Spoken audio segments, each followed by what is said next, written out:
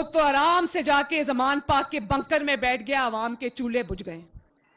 کیا تکلیف تھی جب 2013 سے لے کر 2017 تک نواز شریف نے بھی IMF کا ایک معاہدہ بھگتایا تھا, لیکن دل میں درد تھا نواز شریف کے, عوام کا درد تھا.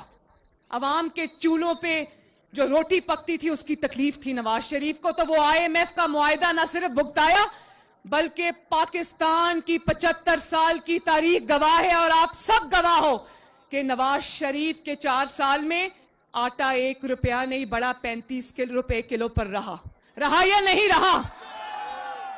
IMF کے معاہدے کے باوجود چینی 50 سے 55 روپے کلو رہی 4 سال یا نہیں رہی. ڈالر 100 سے نیچے رہا یا نہیں رہا, اور گھی 140 پہ رہا یا نہیں رہا. اور گروتھ, پاکستان کی گروتھ 6% پہ جا رہی تھی, پچھلے 4 سال کی نااہلی اور نالائکی سے زمین کے نیچے چلی گئی, مائنس میں گروتھ. تو ہمارے مخالفین بہت دوربینیں لگا کے بیٹھ گئے. ان کو لگا کہ آج اتنی مہنگائی ہے, معیشت ہچکولے کھا رہی ہے, تو شاید بہت دھیان سے وہ دیکھنے لگے کہ عوام کی طرف سے کیا رسپانس ملتا ہے, کارکنوں کی طرف سے کیا رسپانس ملتا ہے. کیونکہ جب وہ 4 سال 2018 سے لے کے 2022 تک وہ حکومت میں تھے, تو میں ان کو کہتی تھی تمہیں ہیلمٹ پہن کے عوام میں جانا چاہیے, کیونکہ لوگ انڈے اور ٹماٹر ماریں گے. تو وہ بڑے, انہوں نے میری بات سنی, ٹھہر جاؤ, انہوں نے میری بات مانی. وہ ہیلمٹ پہن کے نہیں, وہ عوام میں گئے نہیں 4 سال.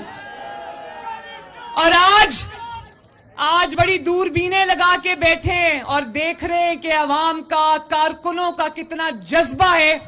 تو میں یہ کہہ دینا چاہتی ہوں کہ عوام بے وقوف نہیں, عوام کو سب پتہ ہے کہ اس مہنگائی کو لانے والا کون ہے.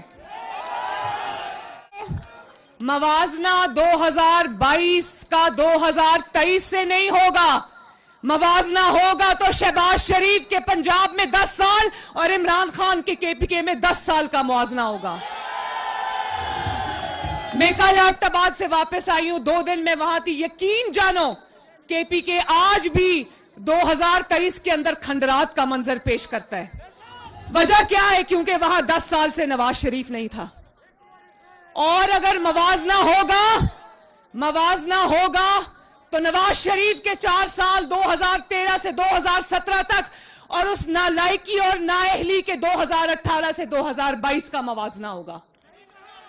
اسلام آباد والوں مجھے بتاؤ, یہ کوئی انصاف کی بات ہے کہ جب ملک ہچکولے کھاتا ہے, جب معیشت ہچکولے کھاتی ہے, تو نواز شریف کو پکڑ کے لے آتے ہیں کہ ملک کو ٹھیک کرو. وہ دن رات لگا کے ملک کو ٹھیک کرتا ہے, اور جب ملک ٹھیک ہو جاتا ہے تو تنخواہ نہ لینے پر یا ہائی جیکنگ پر اس کو اٹھا کے دفتر سے باہر پھینک دیتے ہیں.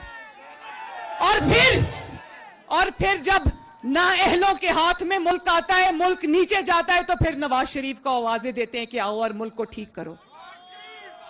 اور میں پاکستان کے نوجوانوں سے مخاطب ہوں, یہ نعرے, جھوٹ, فریب, پروپیگنڈا کی سیاست چھوڑو, گالی گلوچ, بدتمیزی کی سیاست چھوڑو, اور یہ دیکھو کہ آپ کا مستقبل کس جماعت کے ساتھ وابستہ ہے. آپ کا مستقبل اس جماعت کے ساتھ وابستہ ہونا چاہیے جس نے آپ کو یوتھ پروگرام دیا, جس نے آپ کو لیپ ٹاپس دیے, جس نے آپ کو اسکالرشپس دیے, جس نے آپ کے لیے کالجز اور یونیورسٹیز بنائی, جس نے آپ کے لیے فورن اسکالرشپس دیے, جس نے آپ کو CPEC بنا کر آپ کے لیے نوکریوں کے دروازے کھولے, نہ کہ ایسے فریبیوں کے ہاتھ میں جس نے 1 کروڑ نوکریوں کا وعدہ کیا تھا. ملی کسی کو نوکری؟ اگر ہم چاہیں بھی تو دن رات کی سر توڑ کوششیں کر رہے. میں خدا کو گواہ بنا کر کہتی ہوں, شہباز شریف صاحب 6 بجے کام شروع کرتے ہیں, اسحاق ڈار صاحب صبح فجر کے بعد کام شروع کرتے ہیں.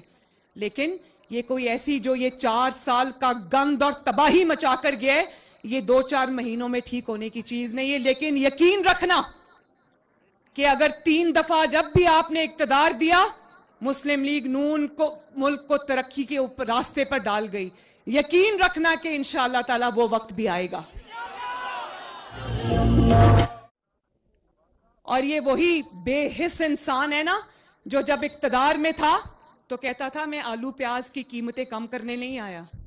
یہ بالکل صحیح کہتا تھا, بالکل صحیح کہتا تھا, کیونکہ یہ کم کرنے نہیں آیا, یہ زیادہ کرنے آیا تھا, قیمتیں بڑھانے آیا تھا, جس کی قیمت آج عوام کو ادا کرنی پڑ رہی ہے. بنی گالا کا کچن بھی کوئی اور چلاتا ہے, زمان پاک کا کچن بھی کوئی اور چلاتا ہے, کیونکہ اس کا کوئی ذریعہ آمدن نہیں ہے. یہ وہ لوگ چلاتے ہیں جو ان کو ہیرے جواہرات دیتے رہے ہیں, لیکن عوام جو ہے وہ اپنے کچن اپنی محنت اور خون پسینے کی کمائی سے چلاتی ہے.